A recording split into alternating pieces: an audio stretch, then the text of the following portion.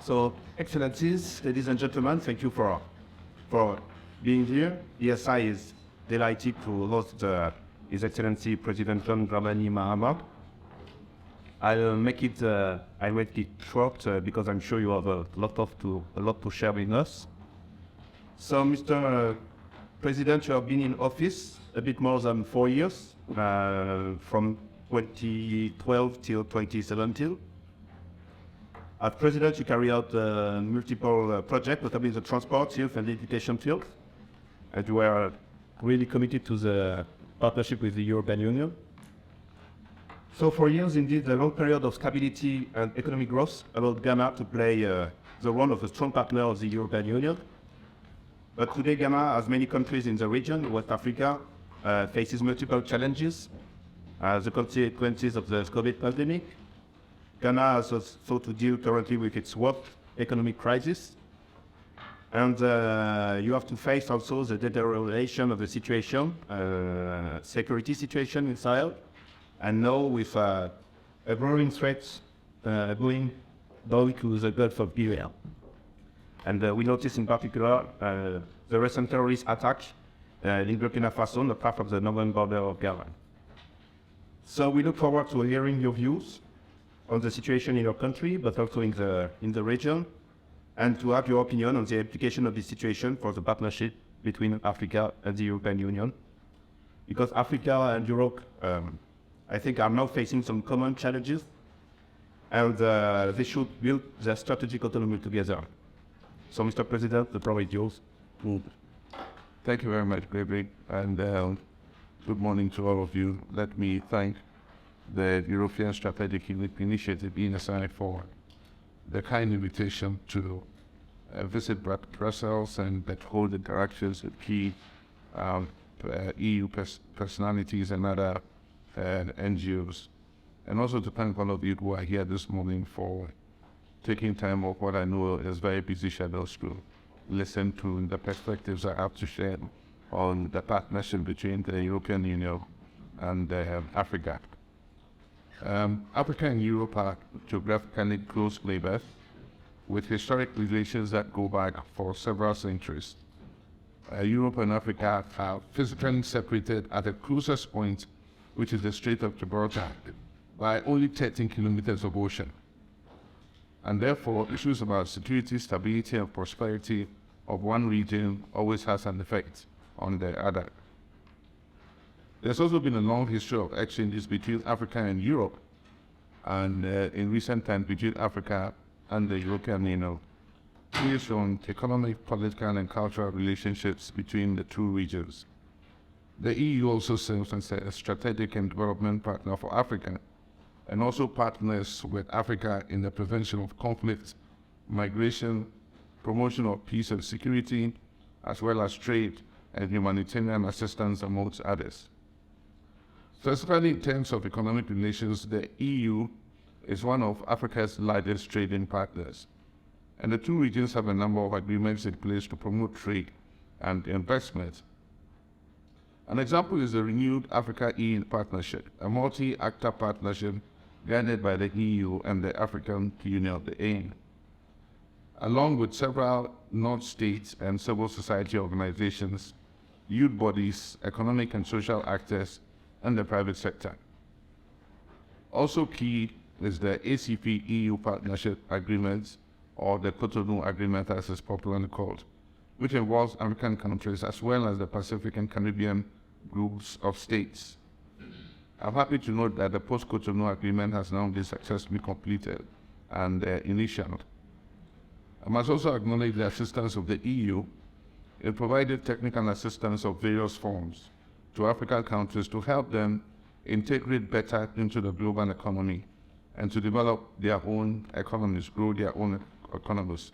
Of particular mention is the Joint Africa-EU Strategy, JAEF, which was launched in 2007, and which aims to strengthen political and economic ties between the two regions and to address issues of common concern such as peace, security, democracy, governance, and sustainable development.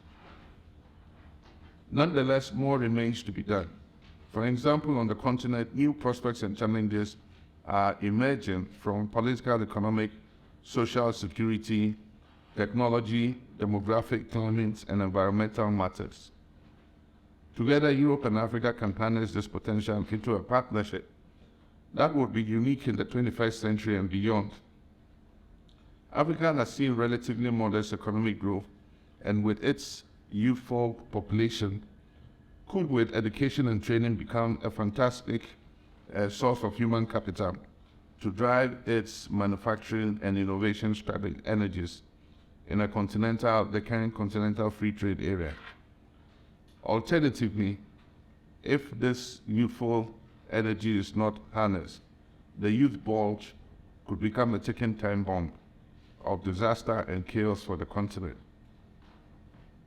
Ladies and gentlemen, on democracy and governance in Africa, an important observation is that in recent years, the world's attention has been focused on new global issues that have tended to distract from the attention to governance, freedom, and human rights in several regions, including Africa. In the Trump years, the U.S. trade war with China, the squabbles between the U.S. and NATO, and recently COVID, and the Russia-Ukraine war has seized the attention of the world to the detriment of the cooperation of governance and democracy between Europe and Africa, actually between the rest of the world and Africa. This has encouraged an era of democratic dictatorships that have seen actions such as non-respect for term limits, human rights abuses, weakening of governance institutions, corruption, and other democratic infractions. These have happened when the world's attention has been turned to other global issues.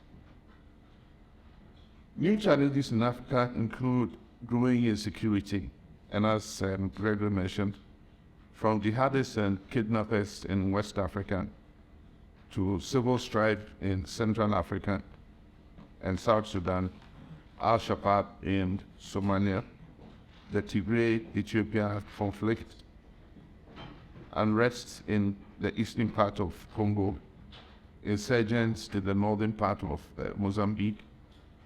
All these have created a deadly cocktail that have killed or displaced millions of people from their peaceful settlements and turned them either into IDPs, internally displaced persons, or refugees living in camps in countries other than their own. Also, the effects of climate change and extreme weather events are threatening to reverse the gains made during the implementation of the Millennium Development Goals. Millions of people's livelihoods are threatened or have been destroyed by floods, droughts, desertification, and forest fires. While it is known that Africa has contributed the least to global warming, to the warming of the planet, Africa is bearing the brunt of some of the most adverse effects of the phenomenon of climate change. There's currently serious doubt about the commitment of some of the developed world to the policy changes and resources that are needed to reverse global warming. There are open checkbooks and unlimited funds when it comes to war, like in Ukraine currently. But when it comes to the actions that will save our Earth from the most serious threats to the continued existence of human race, suddenly there's dragging of feet and stinginess. Poverty, low productivity, lack of access to technology, etc., have created a greater dependence of especially rural Africa on nature for survival. Deforestation, poaching of wildlife, illegal mining, and pollution of water bodies are some of the natural consequences of this situation. As I said earlier, African economies have been experiencing relatively modest economic growth. And there is the need to accelerate this growth to keep ahead of the rapid rate of population on the continent. Although fertility rates are falling in most parts of the continent and birth rates are decreasing, like a train, it will take some time for Africa to attain its optimal population. With a current population of a little over 1.2 billion people, it is estimated that the population will grow to about 2.5 billion people by 2050, easily making Africa the most populated continent in the world. It is estimated that this means that African economies, in order to protect the standards of living and quality of life of their people, must keep along at an average GDP growth rate of over 8% per annum. Average unemployment rate in Africa is estimated at between 13 and 15%. But this statistic could be misleading because the rate is much higher in some countries than in others. For instance, in Djibouti, the rate of unemployment is estimated as high as 80%. Despite the economic growth recorded by African economies, several African countries face situations of debt distress, deteriorating currencies, high inflation, and huge budget deficits.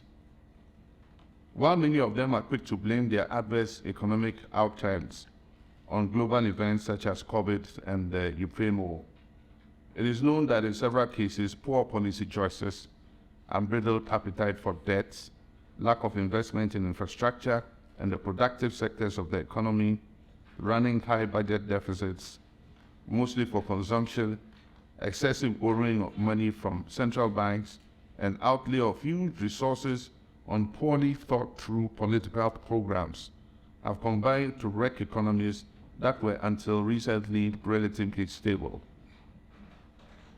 In the case of Ghana, that has been the foster boy of democracy and economic progress. Our economy is in crisis. As I said earlier, this has mainly been the result of many misplaced and poorly thought through policies.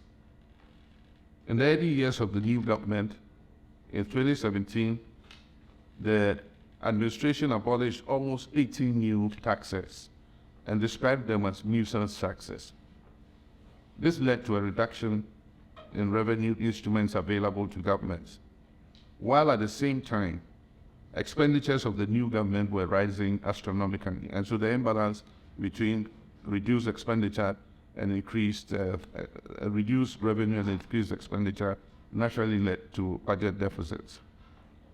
A poorly thought through and politically vindictive banking sector cleanup, in which 9 indigenous banks and hundreds of savings and loan microcredit institutions were shut down. Under this policy, government's guarantee of deficits resulted in a sudden burden of about 21 billion Ghana cedis on the public debts and led to a loss of over 10,000 banking sector jobs. These institutions, that is the indigenous banking institutions, were facing some liquidity crisis. And one would have thought that government would have found a way of resolving it rather than just shutting them down. And once they shut them down and guaranteed all deposits, then it meant that government assumed a debt of more than 21 billion cedis. Further, as a result of promises made in the elections campaign of 2016, in 2017, when the government presented what they called the Juwapa budget, they directed reductions in electricity and water tariffs.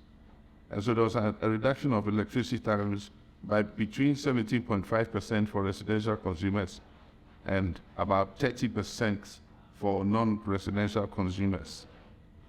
Water tariffs were also reduced. This created a debt for the utility operators. But because in Ghana the utility operators are owned by government, then it meant that that debt was a government debt because government would have to come up with the money eventually. Also, unbridled borrowing, both domestically and internationally, mainly for consumption instead of production and infrastructure, has also been a factor in Ghana's current crisis. It ballooned the ratio of debts to GDP to 105% from about 56% in 2016. Currently, Ghana's debt to GDP Ghana's public debt is unsustainable because the debt to GDP ratio is about 100%. We're still, after exhausting the funds that the finance minister inherited in the sinking fund, which was a fund we replenished to pay, outstanding loans. The finance minister, who happens to be the president's cousin, refused or ignored to replenish the sinking fund, making Ghana more fragile in terms of its response to its debt obligations. Again, misuse of COVID-19 funds. Here, we know that COVID-19 was an adverse situation for most countries. But in Ghana, while it was adverse, it also had a positive side because there was a big windfall that came in because of COVID. And so, for instance, the IMF gave Ghana a concessional facility of $1 billion, and then followed up again with balance of payments and foreign reserve support of $1 billion of special brand rights. So that was already $2 billion. Parliament approved 10 billion cedis facility from the Bank of Ghana. $270 million was taken from the sinking fund. And the World Bank gave almost $900 million. African Development Bank gave money. So there was a windfall that came in. So even though COVID was adverse, at the same time, it brought in a lot of resources to be able to cushion the effects of COVID. Now the deficit that was assumed will occur as a result of the effects of COVID was 12 billion. But eventually, as a result of COVID and all the inflows, government got in excess of 21 billion. And so easily it could have covered the deficit it was anticipating. Instead of using this 21 billion prudently, according to a recently released report of the Auditor General, most of this 21 billion was misused and cannot be properly accounted for. Of course, you must also understand that that year was an election year in Ghana, 2020, and so you can understand what pressures existed to use that money, in order to clinch victory in the election. There's also the rapid growth of public sector recruitment and compensation remuneration, and this has resulted in a widening of the budget deficit. Because in 2017, total public sector wages and salaries amounted to 16 billion cedis. By last year, 2022, total public sector remuneration and compensation had risen to 44 billion cedis. It means government is having to expend more money on public sector workers. This is about a 175% increase in terms of wages and compensation. Of course, nepotism, corruption, and waste in the public sector have become common. Then aside from that, outlay of significant resources on politically expedient projects, programs such as 1G, 1D, it means one village, one down. And these dams were meant for dry season agriculture. Unfortunately, they rather look like ponds, rather than any viable dam that can, support irrigation in the dry season. Then there's the 1D, 1F. I mean, this government likes a lot of sloganeering, and that means one district, one factory. They promise to build a factory in every district. Unfortunately, that has not materialized. And several of the factories that they put there were not well thought through in terms of the value chain, access to raw material, nearness to markets, and all that. And so many of them have the structures there. There are no equipment in them yet, or they are producing and they don't have enough raw material. I mean, it's just one big mess. The result is that the rating agencies downgraded Ghana to junk status. And as I speak, Ghana has defaulted on its domestic and external debts obligations. For the first time in our history, we have declared bankruptcy. We can pay our debts, and so we've suspended all debt payments. And so if you hold a government bond, that you can expect that you're not going to get your money. You have to negotiate. Ghana is currently seeking a $3 billion loan to shore up its reserves under an extended credit facility. This will come with the necessary adjustments needed to restore macro stability. What makes Ghana's situation worse is the need for a debt restructure of both its domestic and external debt. And as I speak, currently negotiations are going on with domestic bondholders and external creditors. And it is quite easy to be a policymaker and see a broad policy implementation without knowing the implications on the individual citizen when you are implementing policy. And this has brought very strongly to the fore what policy does to individuals. They are retired military officers, police officers, Ghanaians who have relocated from abroad with their life savings. And we have always learned, as students of economics, that the safest instruments and securities are government securities. And so nobody could have done wrong by investing his life savings in government securities. Today, the safest securities have turned out to be the most, dangerous and the most harmful. And so I've seen videos of people, pleading that individual bondholders should be exempted. Initially, when it was announced, it said that individual bondholders were going to be accepted. But organized labor mounted a very strong, pressure against the government to exempt pension funds. And so once you take out all the pension funds, then it means that the domestic debt exchange will not be as successful. So government has rolled back the individual bondholder. And the effect that it is having on people who are retired, are no longer in their productive years, is quite pathetic. As if this were not enough, one would expect that in times of such crisis, government will be prudent and abate increases in its expenditure. It is instructive to note that in the budget of 2023, that is this year, government expenditure has increased by 82 billion cedis. Rather than grow, relatively at a smaller rate, it has increased quite phenomenally. Additionally, a recent agreement with organized labor to increase the base pay by 30% will see an additional increase in wages and compensation, and this will increase further, government expenditure. Ultimately, it is expected that an IMF program will restore policy credibility and would eventually lead to macro stability. In May 2020, Ghana had the opportunity to participate in the debt service suspension initiative, the ESI, which was offered by the G20 as a result of the COVID. This would have enabled Ghana to suspend part of its debt service payment owed to participating creditor countries. The only condition was that the freed up resources were to be used for increased investment in social, health, and economic spending in response to the COVID crisis. In addition, the government was to commit to limit its non-concessional borrowing program. Sadly, again, government felt that this was going to disrupt their entry into the capital markets for borrowing, and therefore they decided not to participate in the program. One of the conditions for accessing the DSSI was that you would put a cap on non-concessional borrowing. But because of the huge appetite for borrowing, this finance minister was not willing to take that route. Africa and Ghana look forward to the deepening of relations with the EU in the light of global challenges. This partnership must be based on mutual respect and our shared common values of democracy and respect for the rule of law and protection of human rights.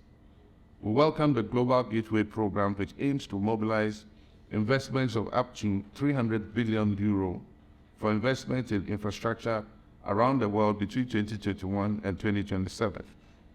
It is our hope that this commitment will materialize, unlike some pledges in the past that have not actually been followed.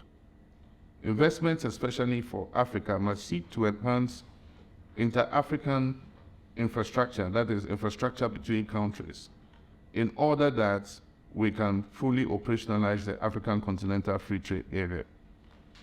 Hindrances to free trade between countries are lack of multimodal transport between countries. Sometimes roads between two countries are passable, and so even though you have a desire to send commodities or exchange commodities, you can't do it because there's no good road between. Let me conclude with a 10-point action plan in line with a joint communique to the European Parliament and the European Council. Together, we must strive, among others, to maximize the benefits of the green transition and minimize the threats to the environment in full compliance with the Paris Agreement.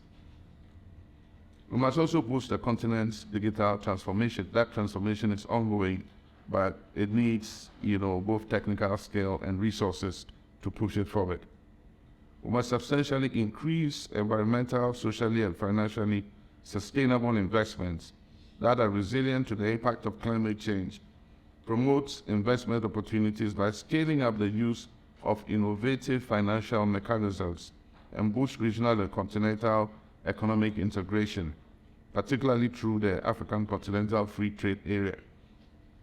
It has become operational with the first few infant steps, but my belief is that as time goes on, the volumes will continue to increase. And I say proudly that as part of the African Continental Free Trade Area, Ghana received its first shipment of Kenyan tea.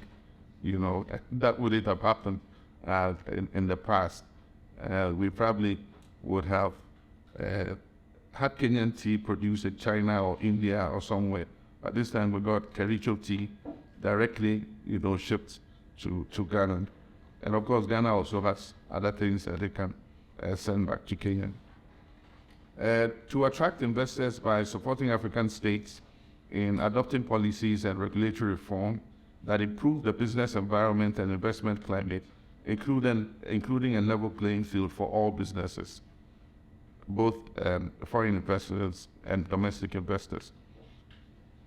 We must rapidly advance learning, knowledge, and skills, research and innovation capacities, particularly for women and young people, protecting and improving their social rights, and eradicating child labor.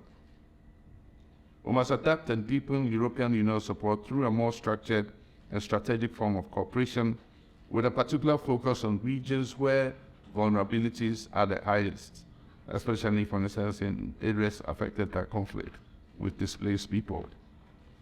We must integrate good governance, democracy, human rights, and the rule of law, gender equality in action and in cooperation. We must secure resilience by linking humanitarian development, peace, and security interventions at all stages of the cycle of conflict and crisis. We must ensure a balanced, coherent, and comprehensive partnership on migration and ability. And finally, we must strengthen the international rules-based order and multilateral system with the United Nations as its core. And so these are a few perspectives that I wanted to share with you, and I thank you very much for your kind attention. Thank you, Mr. President. So now it's time for open discussion. If you have any question to address to Mr. President Mahama, welcome. If you can introduce yourself also. I'm Lorenzo Pinelli, and I am a delegate at the Africa Working Party of the European Union for Italy, and also as well as the ACP. They have also mentioned the Treaty of Cotonou. And formerly I was deputy head of mission to Ghana when President Mahama was in power. So I'm delighted to be here today after, and I'm very happy to be here, and I remember very well many of the events that you have mentioned, especially when there was the transition of power and the first reforms of the MPP government. So I am extremely interested at hearing your opinion on how it went, and indeed the situation now in Ghana is extremely concerning in terms of economy, and I took duly note of your opinion, and I can imagine that some of these points will be part of the electoral campaign in the next years. I would like, considering also, you have touched so many points. Extremely interesting, very, very, very interesting also the part on the Africa Continental Free Trade Agreement, and it's very important to hear that you also share the importance of this initiative, which Ghana had home of the Secretariat, which is also an important achievement of the current government. But I would like to, you haven't touched on the issue of security and peace and security. Considering also that you come from, your family comes from the north, if I well remember from the Mongo, and you know very well the environment in northern Ghana, you may be aware that on Monday the foreign minister of the European Union has discussed about the situation in Sahel and West Africa. It was the first time actually that the ministers discussed both regions at the same time, which is also something meaningful, which we can say. So I would like to hear your view on the situation in the northern parts of Ghana, Ivory Coast, Benin, Togo, with reference in particular to the dire situation in Burkina Faso. I remember that the first coup d'etat in Burkina Faso happened when we were regularly covered. And since then, the situation, unfortunately, despite our hope for a democratic transition, deteriorated gradually, and now we are at the second coup d'etat in 1 year, and we are extremely concerned. So I would like to see your view on these, also considering the leadership that somehow the president has showed during the years as chairman of ECOWAS. The launch of the Africa Initiative. Is the Africa Initiative something that you will be carry on in the case you will win the next elections? Thank you very much. Thank you very much. Because of the time allotted to me to speak, I mentioned security in just one paragraph, but I knew that in the interaction we'll have the opportunity to talk more about it. Ghana, Nigeria, Togo, Benin, Cote d'Ivoire, and others are the Gulf of Guinea countries. And then you have the Sahelian countries, Niger, Mali, Burkina Faso, and others around. Now, the whole situation started in Mali with the agitation of the Tuaregs, because they had been marginalized mainly in terms of politics, in terms of economic opportunities in Mali. And so they started wanting an autonomous region called Azawad. Unfortunately, the fall of Gaddafi in Libya and the defeat of ISIS in Syria and Iraq, brought a wave of insurgency into the Sahelian belt. And so you have different groups, Al-Qaeda in the Maghreb, Ansar-ud-Din, so many of them operating in that region. And so they quickly infiltrated the Tuareg, struggle, and have eventually taken it over. Tuaregs are marginalized in terms of the whole insurgency that is taking place there, even though they are in the middle of it and involved in it. So it started with Mali, and gradually it seems to be creeping southwards.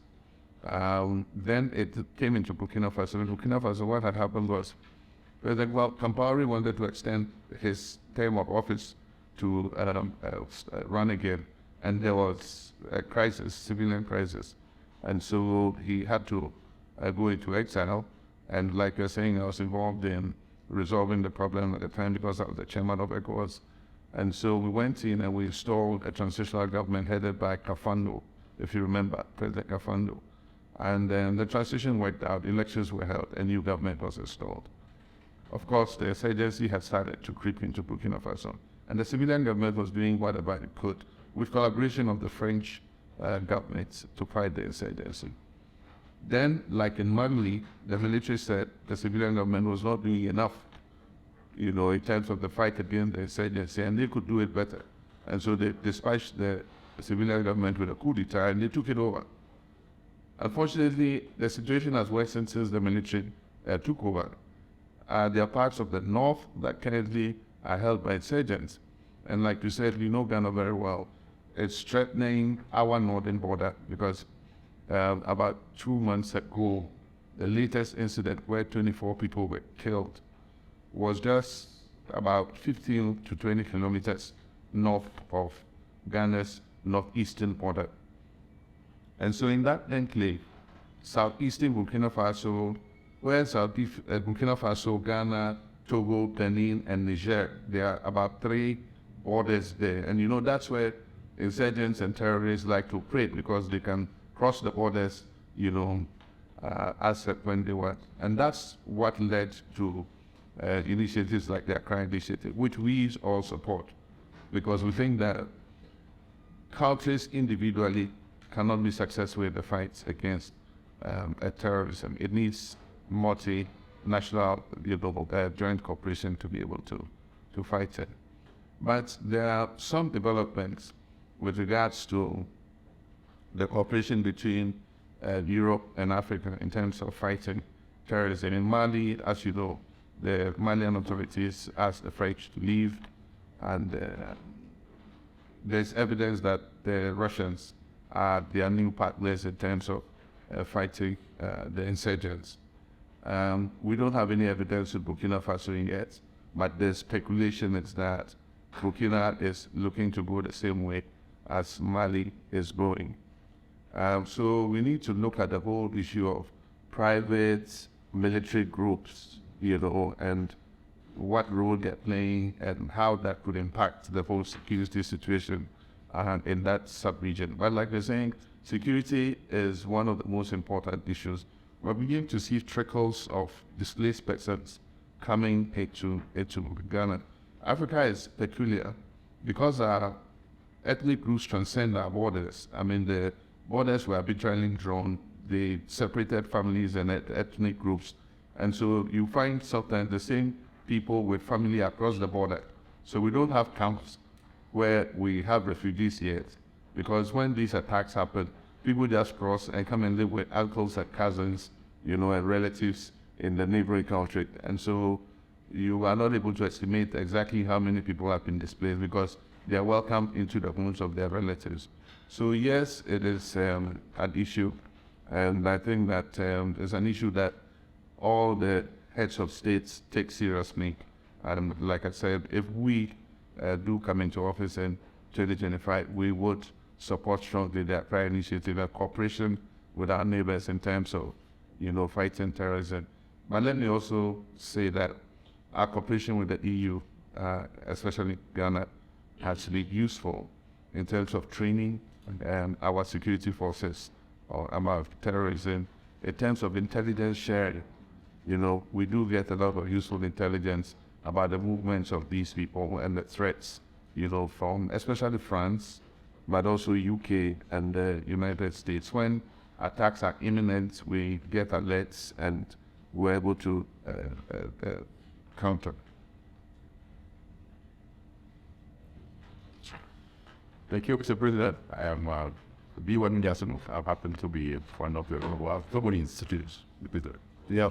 The one in, what? The one you talk about. Toga and then eventually moving border. And I am a former assistant secretary general of the KCD. Now I am running an advisory firm and policy that I could work closely with Ghana, but I'm also here as board member of Citizen Group. If you said that in your word that the Citizen Group has been granted authorization team to buy over Vodafone for their phone, and then we're with last position can have outside this place right now. Particularly what you mentioned about the apprenticeship, the security and the tide economy is something we are very concerned about as investors in the country. We are, for example, first operator on mobile in South Africa deposit. And our commitment is really to realize the promise of technology to Africa. And in South African Republic, we happen to be actually disrupting resources to protect the towers in an area where there are metrics to security and so on. So those are only where we are were planning to invest in improving the network and so on. So clearly, and then again, our mission is to go where what led to the current situation, the technology and so on, and to go deeper into the non-covered areas, the vulnerable people and so on.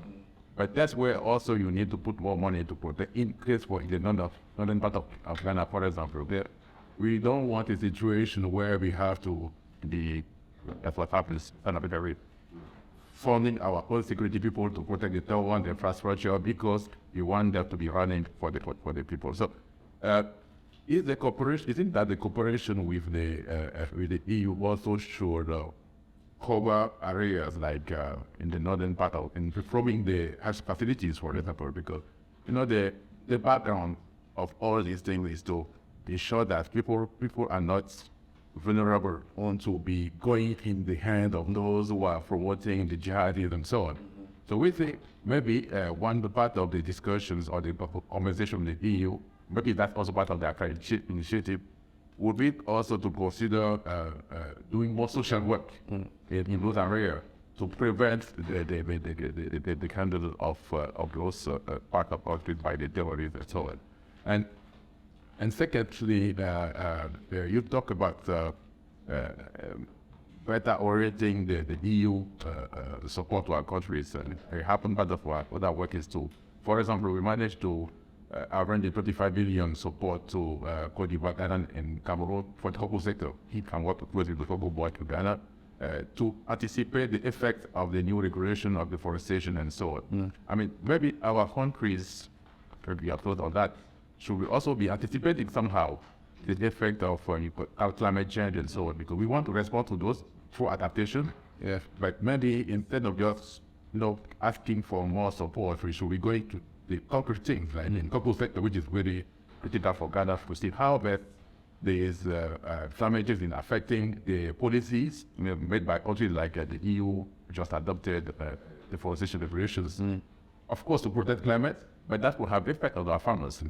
So should we be more alert and then in our discussion with the EU, getting more support to say, okay, we are fighting the same code or for the same code, but our farmers will be affected. So give us more money. We might could get this 25 million of which 8 million going to Ghana farmers, but more is to be done. So it's certainly something you have been talking about, and then maybe how we can, in your perspective, work toward those kind of factors. Okay. This is like a triple barrel. But I'll try and pick it up briefly. Starting from cocoa. Yeah, cocoa is one of Ghana's leading exports, and of course, Ghana and Cote d'Ivoire share, the position of first and second in terms of cocoa exports. The two countries are the major cocoa exporters in the world. In Ghana, I can speak for Ghana. Most of the cocoa is produced by smallholder farmers, 5 acres, 10 acres, averaging. And the agreement that was reached that brought in some living allowance differential for smallholder farmers was very useful, because in the sense that some of farmers at that level are some of the most vulnerable people because of climate change, and also because they are among the category of impoverished households. And so any direct support that goes directly to the farmers is helping the most vulnerable groups of people in a place. I think that we can expand cocoa production without, cutting more forests, because especially in Ghana, we've not reached optimum productivity of the existing farms. If we improve the cultural practices in respect of the cocoa production, we can increase productivity without necessarily extending the area covered by cocoa farms, because it's a mutually reinforcing phenomenon. The more you cut the forest, the drier the climate becomes, and the more stressed the cocoa trees become, and the more the production of cocoa falls. And so we need a forest to maintain that environment so that cocoa can continue to be grown there. So I believe that there's a win-win there in terms of preserving the forest, but we must do the preservation of the forest by taking advantage of the carbon credit that is available for it. And part of that carbon credit must go into supporting smallholder cocoa farmers. So that is my thinking on that. With regards to Vodafone, I received the delegation from Vodafone to inform me that Telecel was taking over. Vodafone is our second largest operator after MTN, and it has very significant investments all across Ghana. Like I say, to increase costs, if you have to go and put your own security, and to really what effect? If there are insurgencies, it's going to be difficult. You're not going to have an army around every tower, to try and protect it. And so we must rely on the states to be able to do that. And that's why intelligence sharing and all that is important. But that leads me to the issue of our discussions with our partners. And that's why in the statement I said that we must see how we can channel more of these resources, especially to the places where there are increased vulnerabilities. People will take arms against the states or be persuaded to join jihadist forces and others because they have no stake in the existence of the state. And if I live, like say in some of the parts of northern Mali where there is no hospital, there's no school opportunity for our children to go, there are virtually no roads, there's no telecommunications, there's nothing. It would be easy for me if there was some insurgency to be part of it because the state does not exist for me.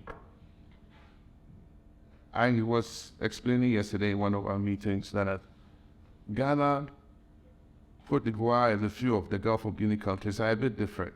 I can speak for Ghana that Ghana's resilience in terms of an incursion into Ghana and occupying territory permanently is more resilient than maybe in some other cultures. And that is because the state is visible in 260 districts all across the country, including the north.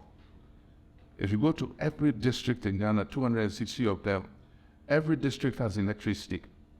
Every district has drinking water. Every district has a local government office. Every district has a divisional police, a district police command. Every district has a secondary school. Most districts have tertiary institutions. Most districts have telecommunications. Most districts have post offices. I'll even say all districts. And so you see the presence of the state, it is visible, and the people can see that, yes, they have some benefit from the state. And that is because in 1992, in our constitution, we implement what we call the District Assembly's Common Fund. Now what happens is, we've collected all the taxes and revenues in the country, 8% of those revenues is shared amongst all the districts, and they use that money based on their own budget. They can build a clinic, they can build new primary school blocks so that children have a better environment to study. They can use it for anything that they want to do. They use it for CHIPS compounds, small clinics, and so on and so forth. And so the people, even in hardship, like I said, we have 50% inflation and all that, the people still don't think or believe or see that they are not benefiting from the state. And so in a way, it makes it different and makes me believe that we have a greater resilience in the event of incursions, that there might be incursions, hit and run, and they run back somewhere. But to come and seize a part of Ghana's territory and say somebody is establishing a caliphate or something, I don't believe that that will happen. And I believe maybe we can say the same for Cote d'Ivoire or some other countries. And so our partnership with the EU must go towards building resilience in terms of making sure that we spread the fruits of development and growth across the whole country so that everybody sees that they're beneficiaries of the state, and that it will make them less reluctant to take up arms against the state. And kid that has ever made.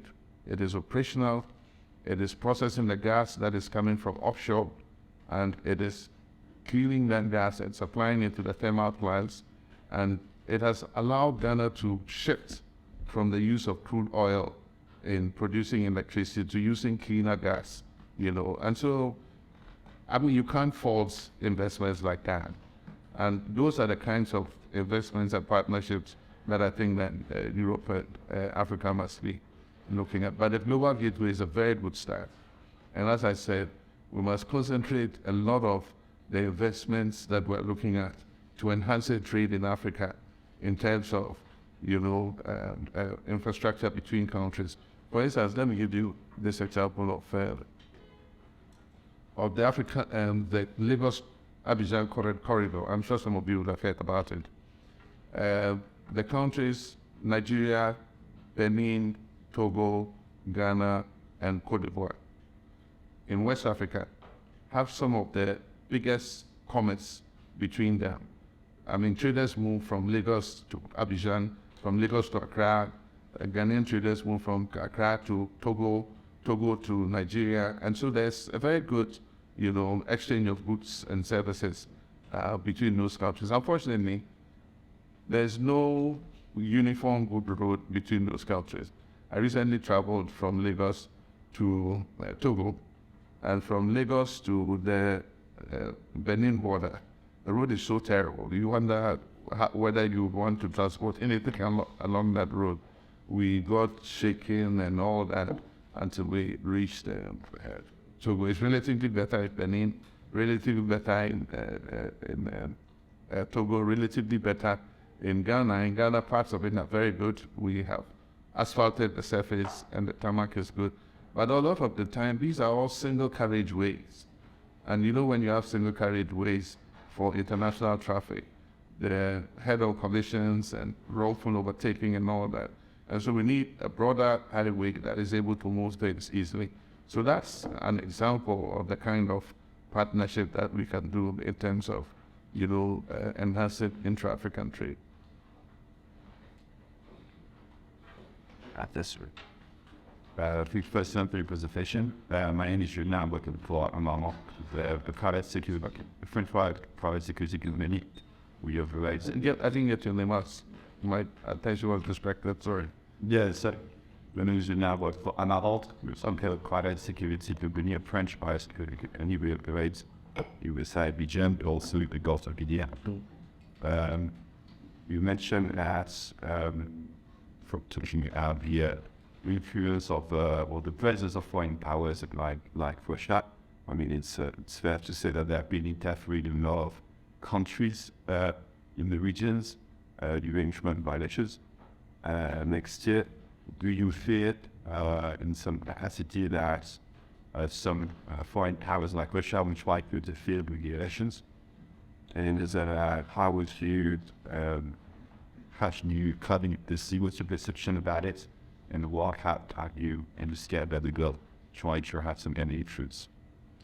Yeah, we have gone through several phases in terms of our global politics, and we grew up in the period of the Cold War, and my father, our early independence forebears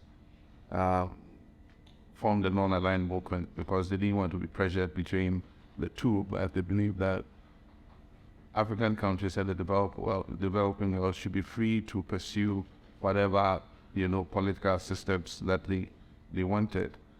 Then the era of Gorbachev came, Glasnost, Perestroika, and all that, and the Iron Curtain fell, and countries in Europe once again did not have that divided border. Germany, for instance, the Berlin Wall, which was a symbol of the Cold War, was knocked over. And it created a new era of globalization where we said the world had become a global village. It improved air travel and movement of people and goods amongst cultures.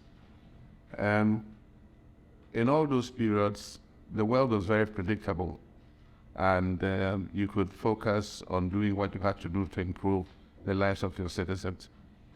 Unfortunately, we seem to be going back to that polarized world again, where you have China and Russia, and then you have the EU, you have America and all that. You go to the Security Council, and you have to decide whether you're supporting one side or the other, and I mean all the pressures and influences that come to that.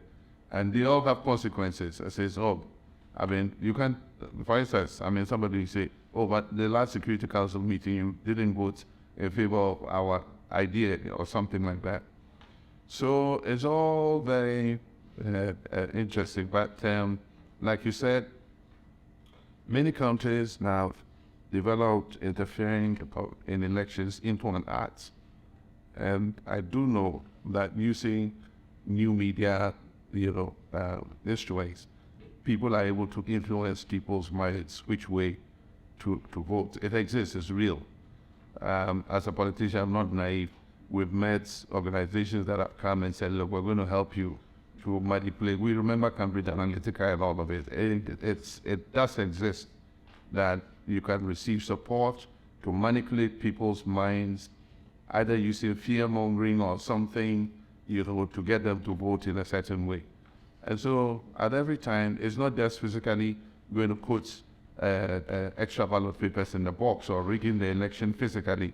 It is the instruments that people use to influence others to be able to take a certain decision that is in support of their view of the world order.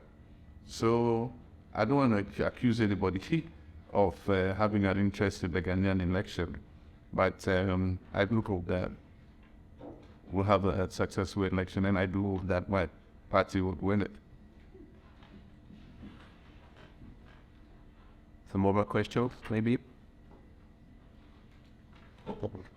So thank you very much, Mr. President, for your. Thank you, Gregory. And thank you, all of you, for being here.